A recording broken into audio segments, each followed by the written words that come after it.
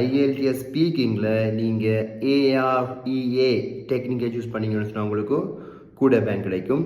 AREA technique என்னென்னு தெரிஞ்சு கொள்ளணும்னு சொன்னால் வீடியோ பாருங்கள். எக்ஸாமில் உங்கள்கிட்ட டூ யூ லைக் ரீடிங் என்று கேட்டால் நீங்கள் எஸ் ஐ லைக் ரீடிங் என்று சொல்லி போட்டு அல்லது எஸ் ஐ லைக் இட் என்று சொல்லி போட்டு நீங்கள் நிப்பாட்டுவீங்க. ஸோ இப்படி சொன்னீங்கன்னு சொன்னால் எக்ஸாம் இருக்கும் கூட இங்கிலீஷ் லெவல் விளங்காது. ஸோ உங்களுக்கு குறைய பேண்ட் தான் வரும்.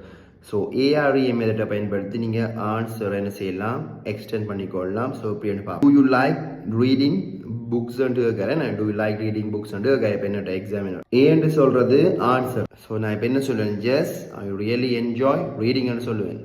இது ஏட. ரெண்டாவது ஆர்ன்னு சொல்கிறது நீங்கள் ரீசன் கொடுக்க வேணும். ரீசன் எப்படி கொடுக்கலாம், because it helps me relax after a busy டே. இப்போ மூன்றாவது ஈன்னு சொல்கிறது என்னது, எக்ஸாம்பிள் கொடுக்க வேணும்.